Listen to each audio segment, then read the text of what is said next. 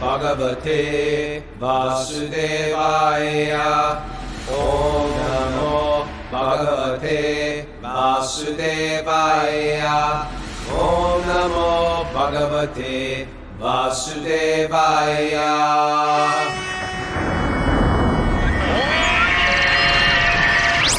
Live from Supersoul Farm. It is our Supersoul.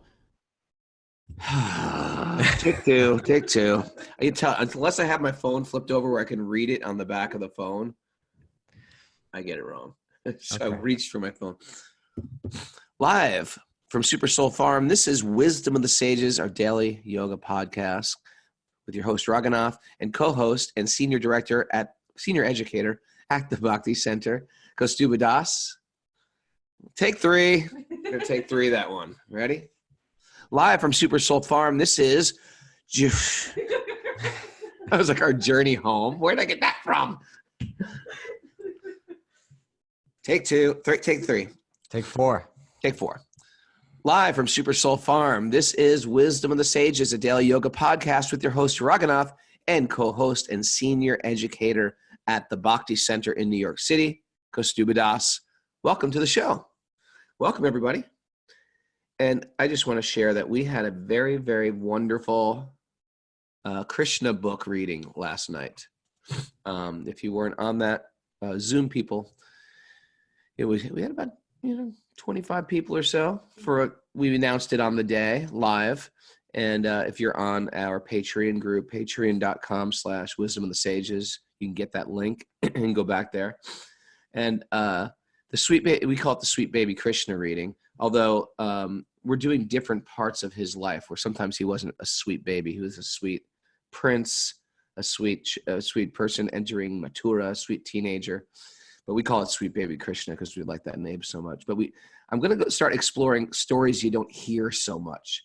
And after reading yesterday's story, I was like, this is a great story. There's so many good stories you don't hear so much. Well, what did you read? Vidyadhara. Do you know that story? Where they're all on pilgrimage?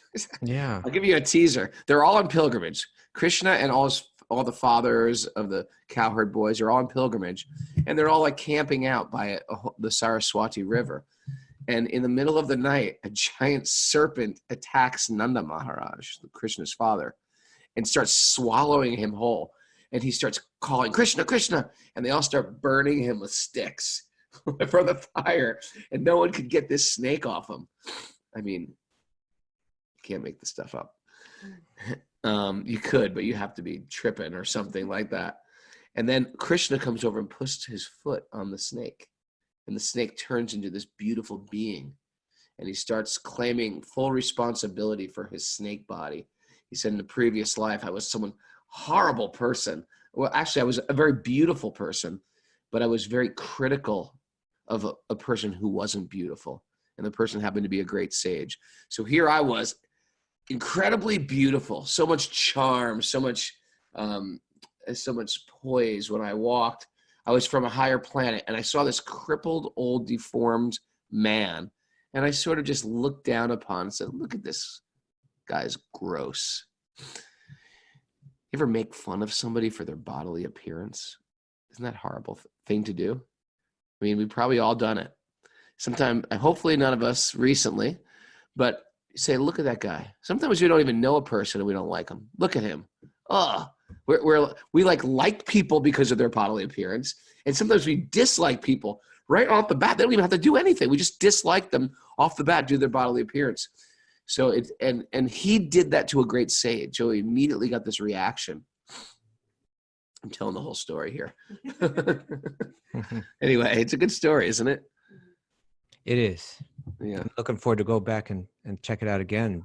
Or actually, I'm looking forward to listening to it on Patreon. Yeah. And it's a good, there's so many good stories in the Krishna book. So if you like cool stories, I make them kid friendly. You can sit around with your kids. I make them usually pretty kid friendly. It's like PG-12, I'd say, if there is such a thing. PG-12. Europeans are like, what the hell does that mean?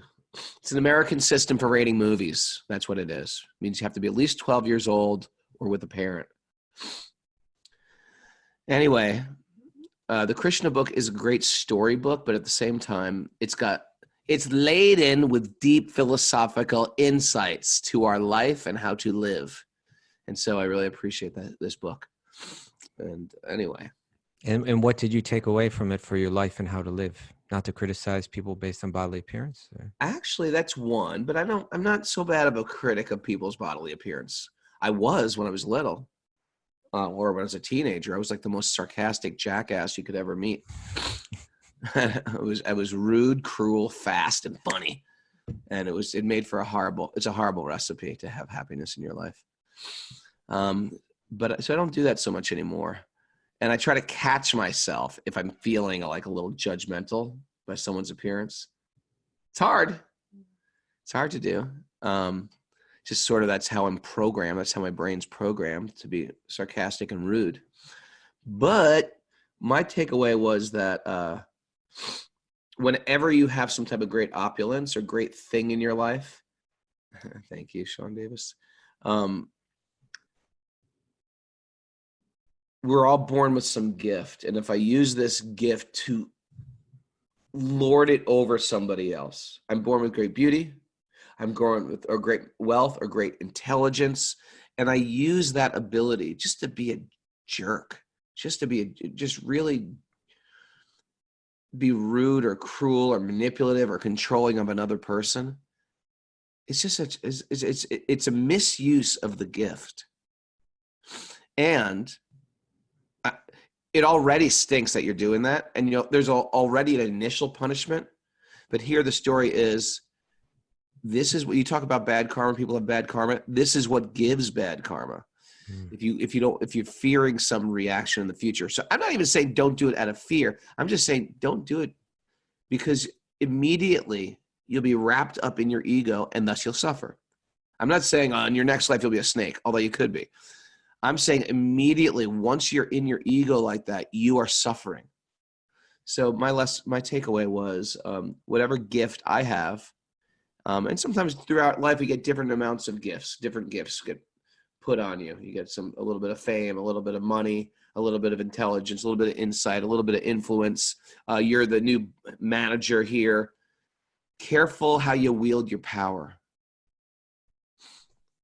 That was my takeaway. Thank you. Careful how you wield your power. Don't misuse your gifts. Don't misuse your gifts. They say that the prince, the pauper is proud of his penny.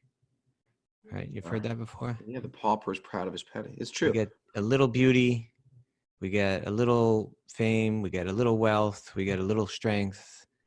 A little bit of Krishna's opulences.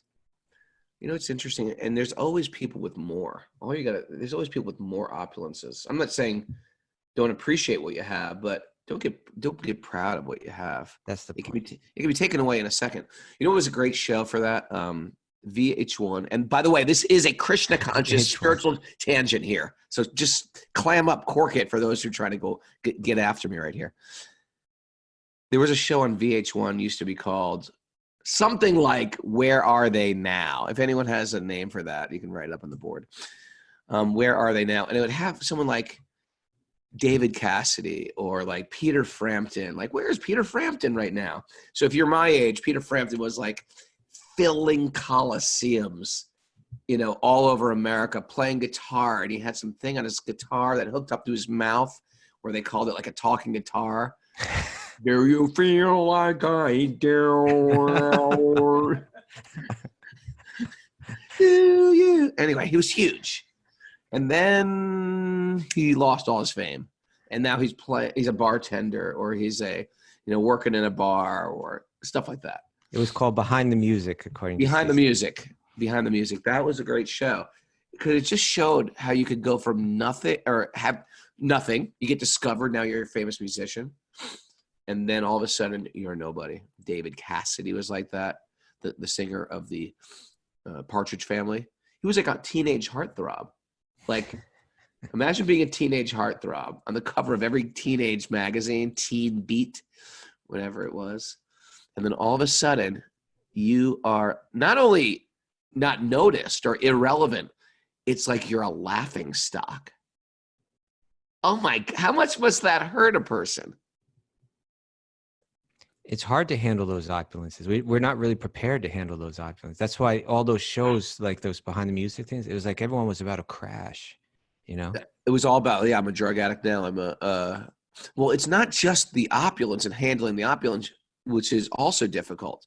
Like, how do you deal with being famous? Like, That's what I mean. You can't, it's hard to handle. No, but I'm saying, hold on a second. I just want to share that when I was on Joe Rogan a couple of weeks ago, so many things started happening outside of what I'm already doing with my life that I had to, just the people within my circle, I started saying, yeah, and Joe Rogan, and I got this person called me from Joe Rogan, I got this other podcast from Joe Rogan, and after a while, I go, I must be totally annoying everybody. Just Joe Rogan, Joe Rogan, Joe Rogan, Joe Rogan.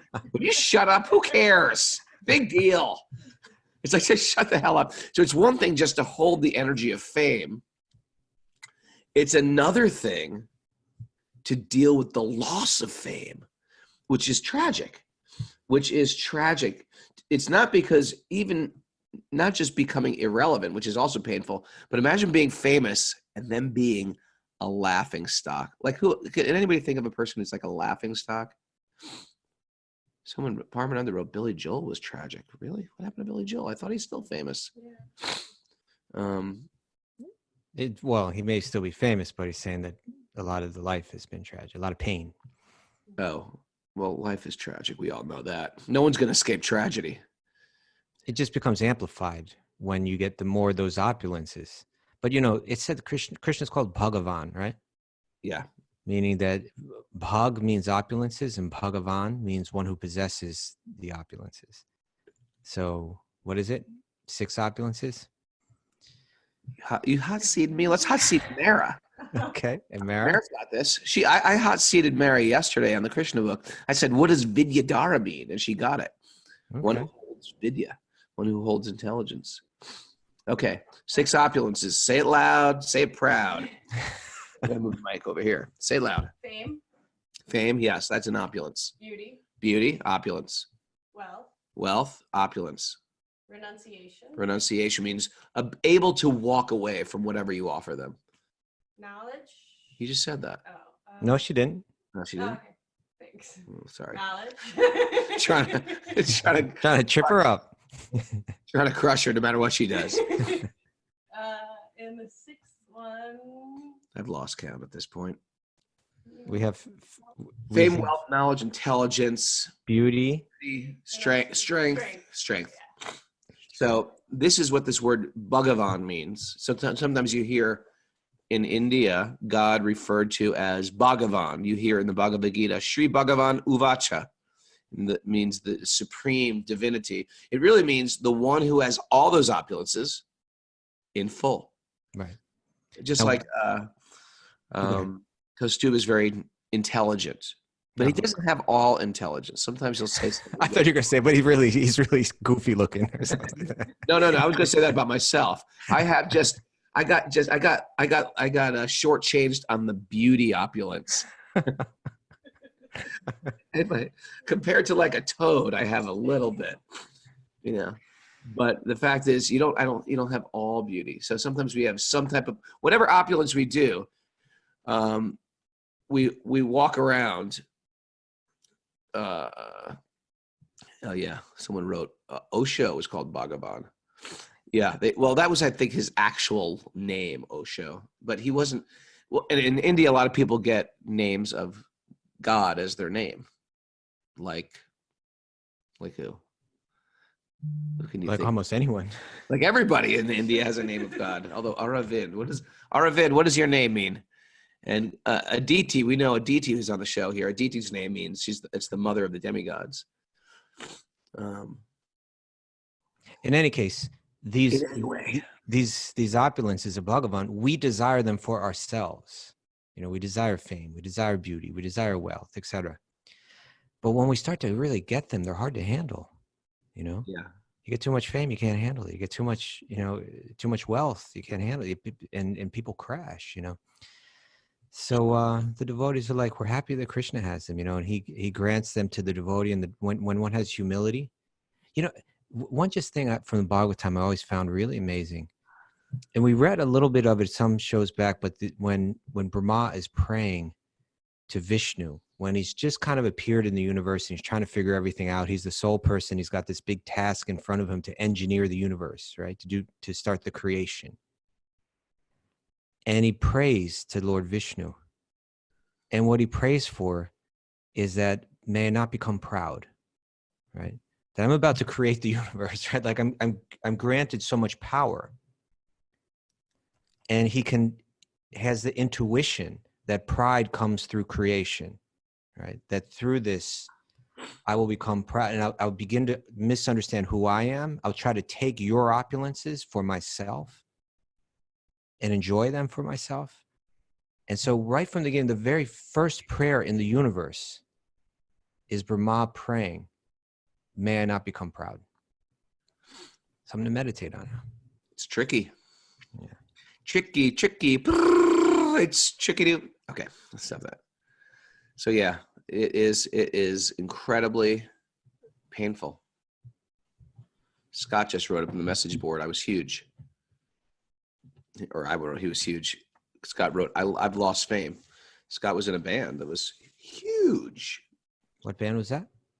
Doggy Dog. They used to headline festivals all throughout Europe with like 50,000 people.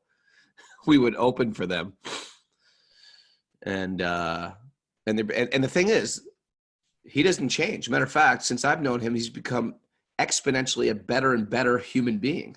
You know, cooler, more grounded, more connected person. And we've become so close. Matter of fact, we met on the tour bus, I think, Scott. And right. Unmute yourself a second, Scott. He's in the studio right now as we're speaking to him. How are you? We shared 2 tour buses together. Okay. Once with Doggy Dog, and when Dan did his solo tour. You want to share a little bit about that opulence of fame, and I think because it's firsthand for you.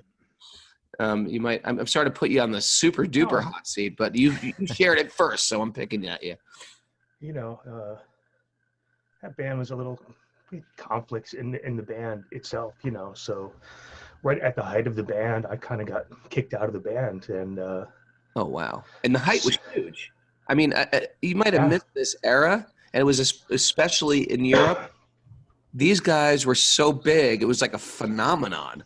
They would just headline major festivals. But at the same time, it was like we were big in Europe, and then I would come home and nobody heard of my band, and that was also really interesting. It was like, well, what band are you in? I'm like, who? And I was like, so it was like you go to Europe and you're a big star, and you come home and nobody's heard of you. It was strange, very strange. It's a matter of fact, that's another type of incredible pain of dealing with the energy of fame. I was saying last week, it's like being a superstar on stage and then getting off stage. So if you've never experienced any of that, which seems like, well, what's the big deal? It's a big deal.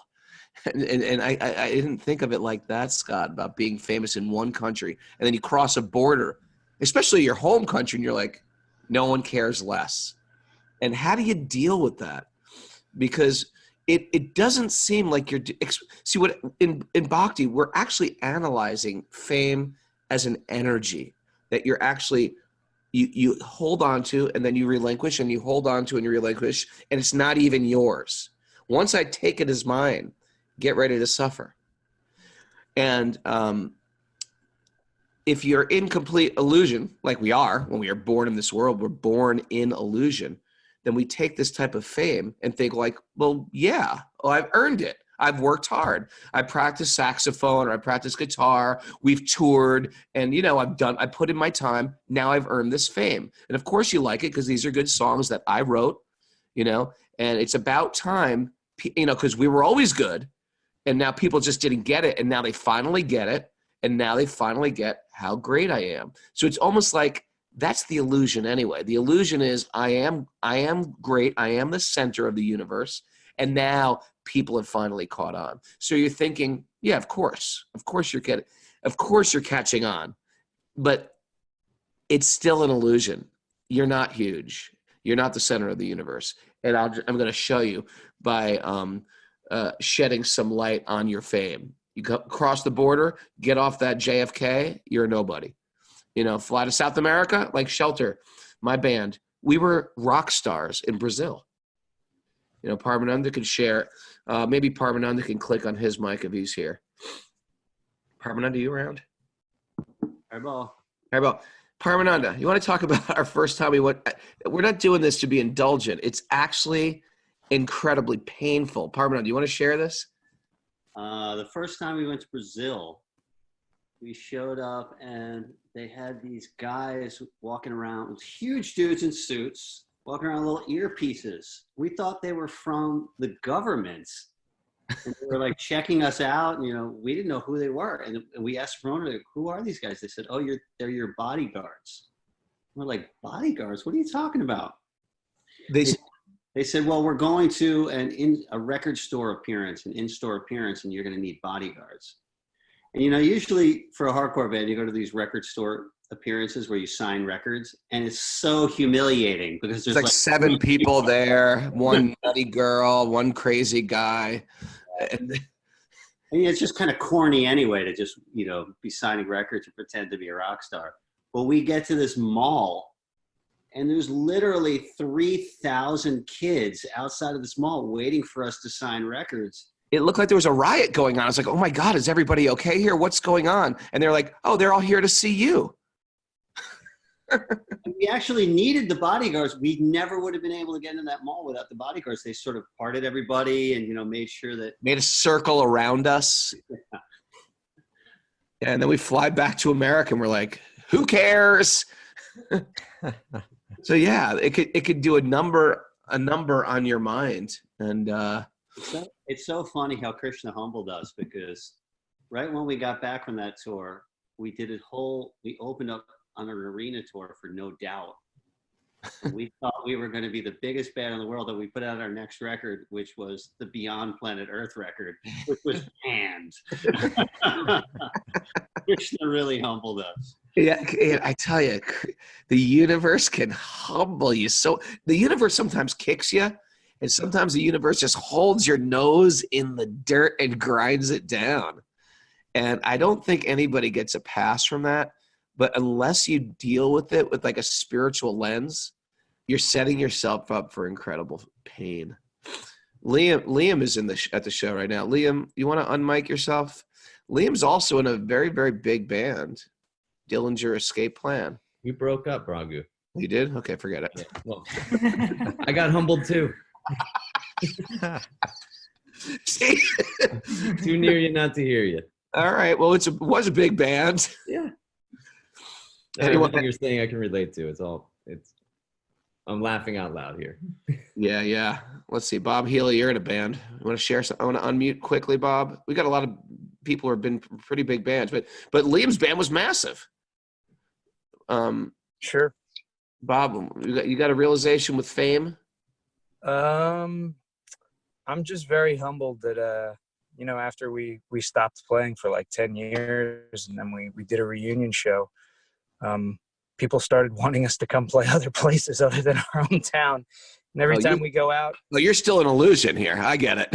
No, he's humble, actually. I said I'm humbled. He's humble. Like, you know, every time we go to a place and people know our songs, I'm shocked and I'm very humbled. And it's really, for me, I think I told you this, I sort of realized that playing a show is just like a big kirtan. There's a lot of positive energy, and it's all directed in one place, and everybody's sort of singing the same thing, and everybody's there for the same reason. And it's really changed the way I look at music. See, when you're humble, you don't need to be humbled. Right. Right. I'm surprised anybody's here. You know, I'm fascinated anybody's here. And if you go into it, like, you know, Bob just came back from like a very spiritual adventure through India with us. And and he definitely had he was also already a pretty spiritual person, but yeah, walking into that same position with the spiritual lenses, it's like a different animal. If you don't go in humble, you can, yeah.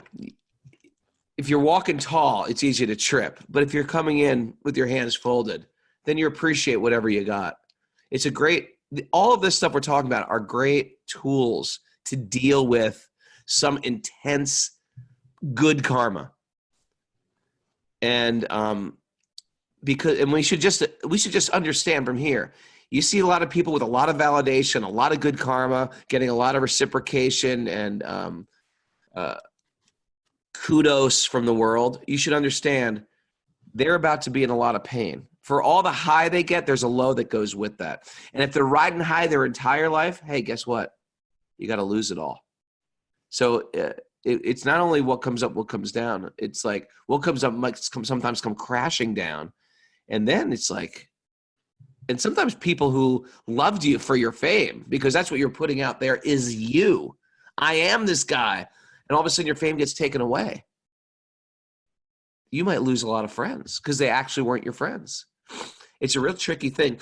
Beauty, I'm sure, is the same way. I haven't ever stepped into that experience. People who are great intellect, same thing. People are very wealthy. Sometimes people have vast amounts of wealth and they become very, very insecure because you don't know who likes you for you and who likes you just for your money. Right? Tricky. What is that? You know, it's Run DMC. Come I on. don't even remember that. Oh, it's tricky. I remember that. It's tricky. All right. Shall we get into Bhagavatam? We're about halfway in. This is the Bhagavatam, man. This is. Oh, wait a second. Here, someone said, Richard says, I was part of the original Eminem crew, and then Proof, and then spent a year living, wait a second, with an original member of the Pussycat Dolls, to have everything stop in 2017 because I just felt surrounded by fake. And now I'm here on my quest for self-love. Nice. Welcome, Richard. Yeah, we all get that little boop, that burst. And then how do I deal with that? And truthfully, it's the coming down for a lot of us that gave us some like insight. Like, well, what is my life about? And a lot of times when you reach that thing of fame, you realize, big deal. Big deal. I don't feel enlightened. I just feel like people have been tricked. That was my realization with my band. Let's dive in. Unlock Mara's phone. Narayanam namaskritya naram chaiva narottamam devim saraswatim vyasam tato jayamudiraye. Before reciting the Srimad Bhagavatam, which is the very means of conquest, one should offer obeisances to the personality of Godhead Narayan. Unto Narayan Rishi, the supermost human being, unto Mother Saraswati, the goddess of learning, and to Srila Vyasadeva, the author. Nasta prayeshva badreshu nityam bhagavat sevaya, bhagavati uttama shloke bhaktir bhavati naishtiki.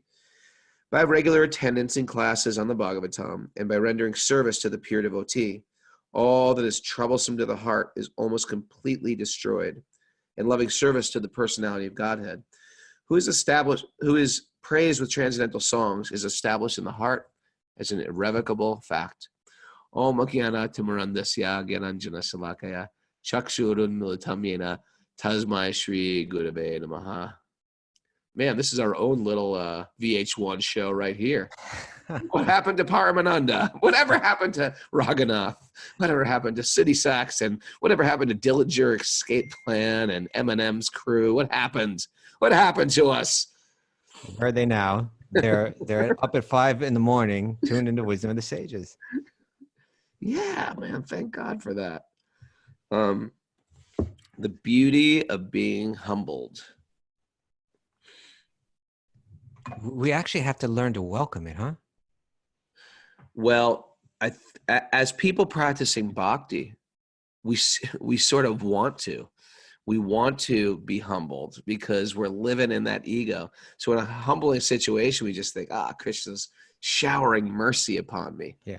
It's like painful, but like bittersweet at the same time, right? It's like, okay. The only other way to deal with it is to, just dumb yourself down and try to live in the past and, intoxicate yourself.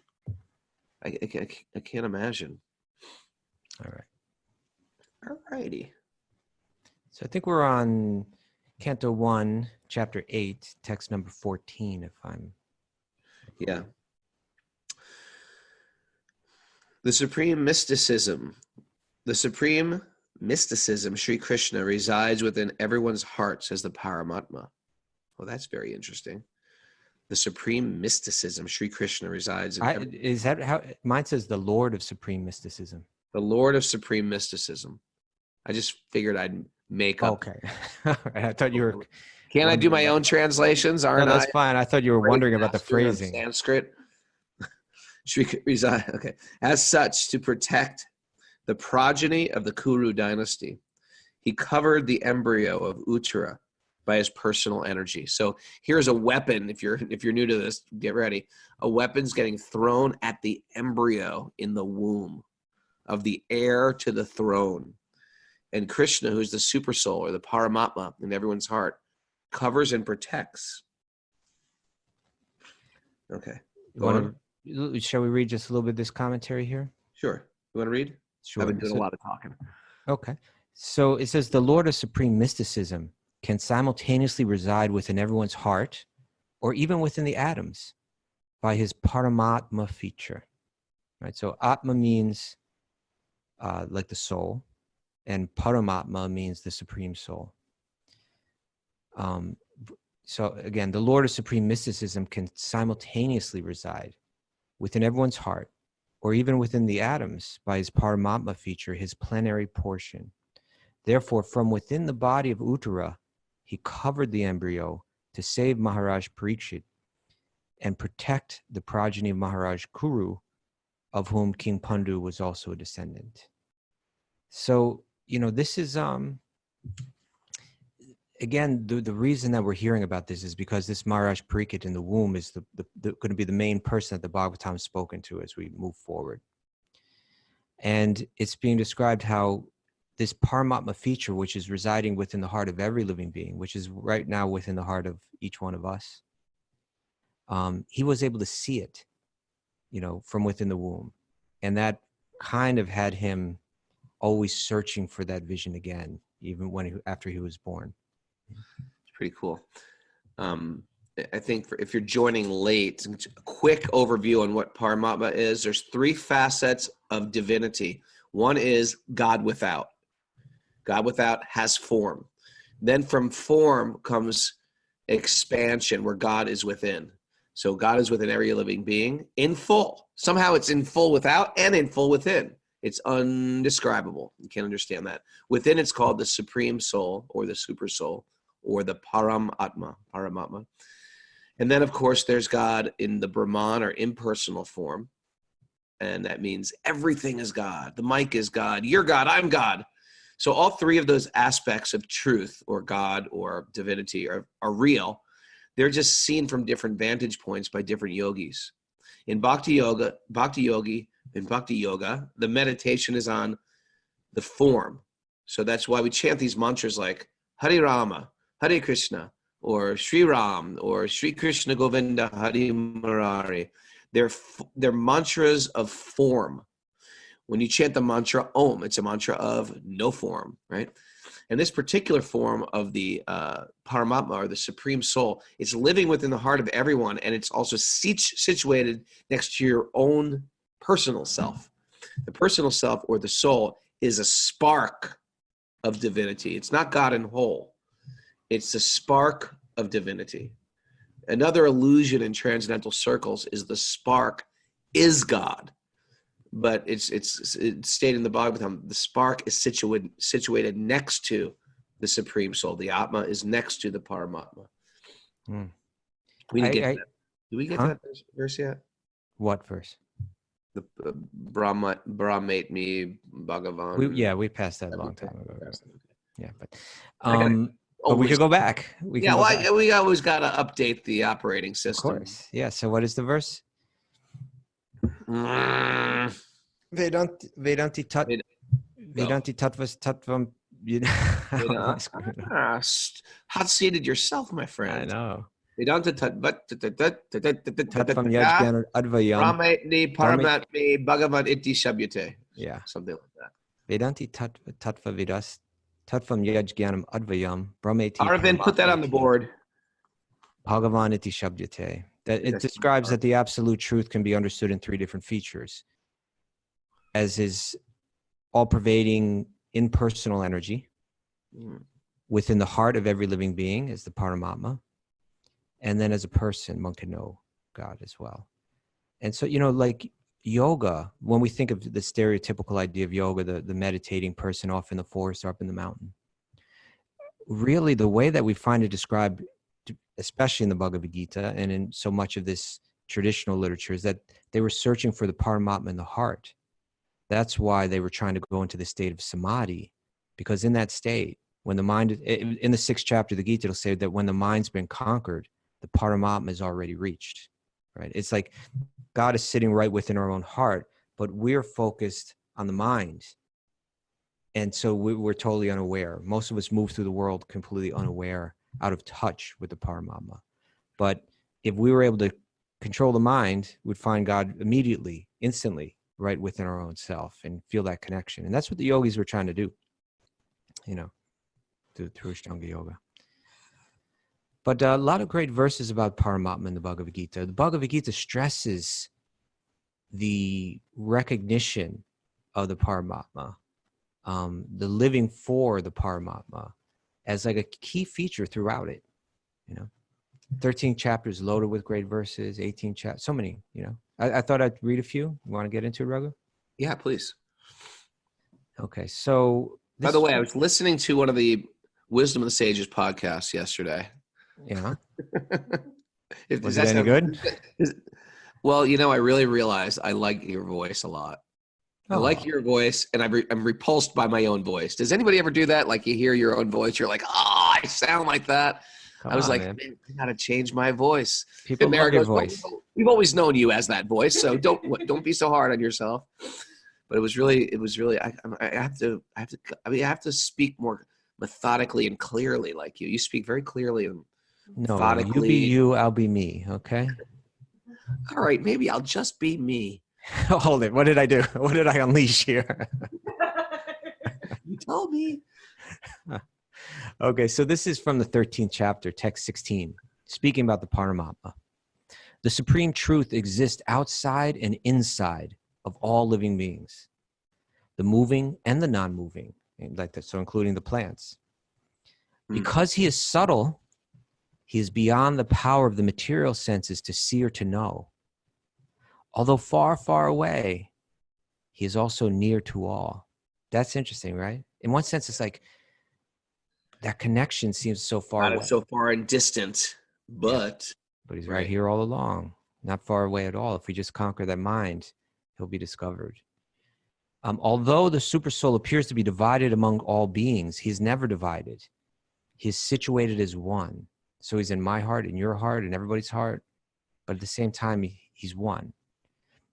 Although he is the maintainer of every living entity, it is to be understood that he devours and develops all. He's actually the soul of the universe as well, and all the changes that it goes through, and all the, it's fascinating. But what the theology that's presented here and the cosmology that's presented here is that Krishna, like you're reading in your weekly Krishna book readings, that Krishna's just interested in those loving adventures.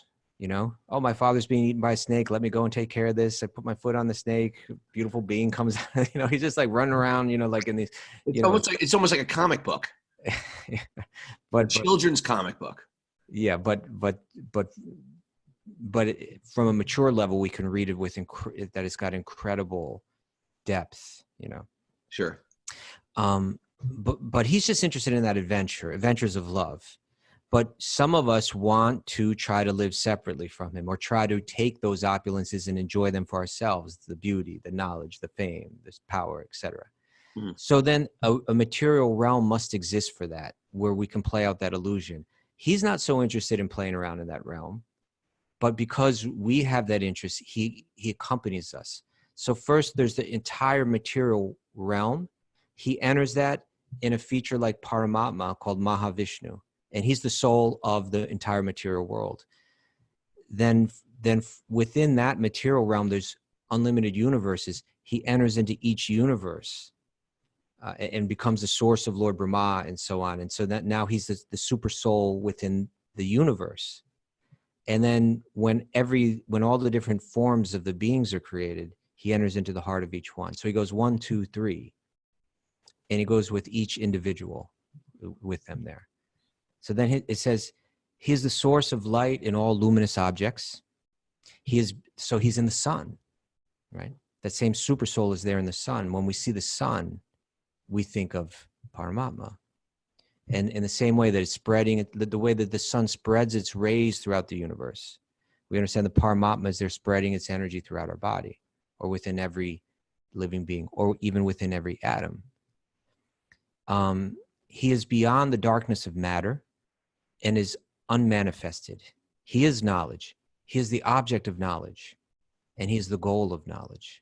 He is situated within everyone's heart. And it continues. This is text 22, 1322. The living entity in material nature thus follows the ways of life. This is describing how we're moving through the world, enjoying the three modes of nature, trying to enjoy the material energy. This is due to his association with that material nature. Thus, he meets with good and evil, with pleasure and pain, let's say, among various species. So we're trying to enjoy the material realm. Sometimes we're in this form, sometimes we're in that form. He's accompanying us at every step, whatever form we enter. And so then this verse, this is a great verse. Ready for this verse, Raghu? Hit me. It says, yet in this body there's another, a transcendental enjoyer. He's not trying to enjoy the material things, right? Yet Right. in this body there's another, a transcendental enjoyer, who is the Lord, the supreme proprietor. We're trying to be the proprietor. He's the actual proprietor, who exists as the overseer and the permitter, and who is known as the Paramatma, the Supersoul. So we were sharing an analogy the other day. If you ask a child, how do you get your food? I get it myself. No, actually, we're permitted to get whatever we get. There's someone that's overseeing us, that's regulating our karma, that's allowing some of us to have the opulence of beauty. And then it's taken away by the power of time. That for some time is allowing, according to our karma, some of us to have the opulence of wealth, but then that opulence eventually is taken away from us. He's regulating the whole thing, according to our desire and according to our behavior. He's regulating that karma. By the way, David Lee Roth also had everything. He had it all, didn't he? Had it all. And then I think Liam wrote, Sega wrote, he became an EMT. Imagine tripping, breaking your leg, and ambulance pulls up, and it's David Lee Roth. And it's Diamond David Lee. Like, oh my God, this is the worst and best day of my life. Okay. He used to live down the Lower East Side. I used to see him, when our friend Kalia Krishna had that restaurant, Radha. Oh, he used to come in there? Yeah, he used to come in here, live around the block or something like that.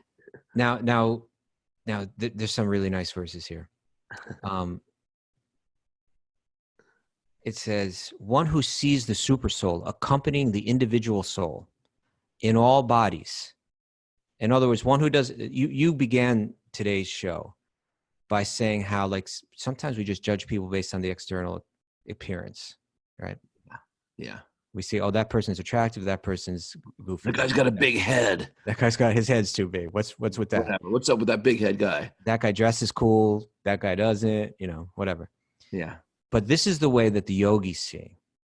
One who sees the super soul accompanying the individual soul in all bodies, and who understands that neither the soul nor the super soul within the destructible body is ever destroyed, actually sees. They've got true vision. They're seeing the truth. They're not seeing the illusion. They're seeing the truth. One who sees the super soul equally present everywhere in every living being. Now that's the vision that we're aiming for. That's the yoga. That's true social justice, by the way. Too. This is the true the real social social justice. Yeah, this is the true happiness. This is the true reality. One who sees the super soul equally present everywhere in every living being does not degrade himself by his mind, degrade himself into social injustice, degrade himself into all kinds of embarrassing situations, all the behind the music things and all of that, right? It's because we're out of touch. Thus he approaches the transcendental destination. Okay. One who sees the Supersoul equally present everywhere in every living being does not degrade himself by his mind. Thus, he or she approaches the transcendental destination. And, to me, that's such an important verse, that even though we may not be able to see that with our eyes, we have to, through knowledge, try to develop the eyes to see that.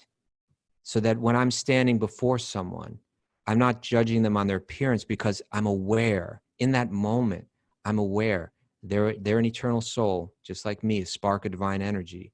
Next to them is seated Lord Vishnu within their very heart. And I'm standing before them both. And how that realization governs or affects my behavior, my words, my behavior, my thoughts. That's where yoga is. That's where the real yoga is happening, And how do we get there? That's through repeated hearing. Yeah, I actually skipped a couple verses about it, but let me pull these ones up. It's amazing. It's repeated hearing. Well, look at this. Now these next two verses I'm going to read. These are text 25 and 26 from the 13th chapter of the Bhagavad Gita. Yeah, for those who I see the chat boards bouncing around. We've taken a slight tangent, transcendental tangent, to the Bhagavad Gita, which deals with the Paramatma, because Kaustubha just thought they were good, enlightening verses. So I'm indulging him to indulge us in these. Sometimes the 13th chapter is a little hard to get into, I think. So it's a little philosophical. So if you're not philosophically inclined, you might be like sort of repelled from it a little. But Kaustubha is giving people like myself, who are sort of like a cheesehead, a little access in to some esoterica. You're Please not a continue. cheesehead. Kaiserkopf, Is that what, as they say in Germany. But actually I'm doing these classes on the 13th chapter on Patreon. And I think I'll announce today that Friday night we'll pick up where we left off a couple weeks ago. You're doing 13th chapter on Patreon? Yeah. All righty. Tune in, man. Tune in. All right. Well, yeah. So these are texts 25 and 26 from the 13th chapter. And sometimes we talk about the 4 paths of yoga. Here's where they're mentioned. Here's one place where they're mentioned. Okay. So and how are they mentioned? It's describing that all 4 paths are meant for understanding the Paramatma. So it says some perceive the Paramatma within themselves through meditation. That's the first path. Or you could say Ashtanga Yoga, Dhyana Yoga, or Ashtanga Yoga. Others through the cultivation of knowledge. That's Jnana Yoga. And still others through working without fruit of desire. That's Karma Yoga. So 3 different ways of trying to conquer the mind so that I can recognize the Paramatma within myself and within others. Then the next verse. Again, there are those who, although not conversant in spiritual knowledge, I may not be a great Jnani, but I may not be super renounced, right? But they begin to worship the Supreme Person upon hearing about him from others through hearing, right? Because of their tendency to hear from authorities. And I believe the term here is Shruti Parayana. Yeah, Shruti Parayana. Through the surrender to the process of hearing, right? Through being devoted to the process of hearing, which is what we're doing every morning here, right? We're doing it. So we're doing it. Because of their tendency to hear from authorities, they also transcend the path of birth and death. So how do we get to that place where we can develop this vision where I'm not seeing things based on bodies? I'm walking down the street and my mind isn't automatically, without even my effort, judging this person based on externals, judging that person. What to speak of attracted to people. Yeah, sure. Well, judging them as attractive or unattractive is. We're attracted to them. We want to date them. We want to pursue them. We want to marry them, and we don't even know them. So it's crazy. And so, but how do we get beyond that? It seems so insurpassable to get over it, right? Insurmountable. But it's through this process of hearing, through repeated hearing. That vision, the mind will begin to adapt it, daily, contemplating, reflecting on what we hear. Krishna calls this process of reflecting on what we hear, he calls it jnana tapasa, the fire of knowledge. Jnana Vasat. Jnana tapasa. Oh, Jnana Tapasa, like tapas. Yes, like tapas. Yeah, the fire of knowledge, by that reflection on what we've heard from these spiritual texts. That process of that reflection as we go through life, he calls it Jnana Tapasa, the fire of knowledge. And what it does is it begins to transform our mind, so that where I used to walk down the street and judge everyone, now I'm standing before someone, I'm thinking their soul temporarily in this body that's changing at every moment, and super soul is right next to them. And then you meet these great souls, like we always, of course, to you and I, Raghunath Swami is very dear, and that's a person that we've had that association with, who we can see he moves around the world with this kind of vision, so that you never feel that kind of judgment. You see how he's not governed by these kind of externals. We're meant to become like that through yoga. The lust goes away, the anger goes away, the fear goes away. And you can just see everyone as a soul and feel the presence of God in everyone. That comes through this process of hearing, through hearing, and then through contemplating and applying and applying as we go through our life. And by the way, if you're new to this and it sounds like, well, not me, it's a process. It's not like you're gonna turn on the Bhagavatam on Zoom or the podcast and now I'm liberated. It's not like you're joining a church and now I'm saved. This is a process of surrendering the ego, and it's actually verifiable. It's we were saying this in the class yesterday. It's nothing like we have to preach to you and now you've joined our club and now you're one of us. Welcome to the spiritual club. It's not that. You're not saved. We are saved by each and every choice we make at every moment. And it is an experiment that we're doing that I can even say, oh, look, here's the laboratory. There's oxygen and water. There's hydrogen and oxygen. You got to mix it together and then I'll make water. And you can say, well, I don't know. I don't believe it. Or you can say, maybe, or this is bull. All we can do, and all we could do as yoga teachers, is present the laboratory. It's our job to walk into the lab and do the experiment. So the practice is we hear on a regular basis. A lot of us were listening to Zoom. We're trying to chant the Maha Mantra, the Hare Krishna Maha Mantra, 1 round a day, sometime in meditation of mantra meditation. And throughout the course of the day, get up right on Spotify, utilize the information age and play some transcendental songs, some kirtan. Have that as the soundtrack to your life instead of Leonard Skinnerd or whatever else we play. Why did I come up with Leonard Little Skinner? Freebird. But it's time. But it's verifiable stuff. That's what's beautiful. Thank you, Kaustubha. Thank you, I find Robert. you quite enlightening. I find you the same. That's why I come in and I tune in every morning, was to hear you. And thanks for everybody sharing their vulnerabilities, all the band members on the Wisdom of the Sages VH1 special we had today. And if you're listening to us on Apple Podcasts, actually everybody listening to us, go to Apple Podcasts, give us a 5-star review, and tell the world we're cool. It's going to help our rankings publicly. We got a lot of great rankings, and I want to stay in the public view. I think it's just good to spread the message of the Bhagavatam. I also want to thank everybody who joined Zoom late. I forgot to mention Mare, and she's giving me a sourpuss face. If you have any questions, we're going to have question day this week. So write to Wisdom of the Sages 108@gmail.com. Any questions you have. And thanks for everybody who joined us late on Zoom. Nikila, Dana Marie, Susan Mason, Urugaya and family, Kristen Rajter, Krishna Drew. Look at Amy Stellar dancing there. One of the best dancing I've seen. I can't see everybody dancing at once. I'm going through it. Sophie Morberg. We had like 80-something people today. Clifford Dean, Heather Affey. Ethan Gaviria. Good morning. Jamuna Jai. Jamuna Jai is a blackout today. Carlos Sadov's a blackout. Aravind is a blackout. I'm gonna blackout shame right here. Shri Radha. Amy Steller's making up for Jamuna Jai being blacked out today because she's going for it. Oh, Amy Stellar. Amy Stellar's taking over the living room. She's in great bliss. Lauren Carmen, good to see you. Woo! This is like my morning exercises.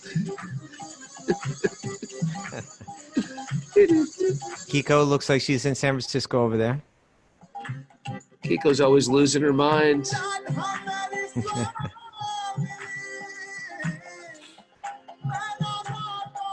AJ Sullivan, welcome. Josephine, welcome. Oh, yeah. Shri Vrindavan.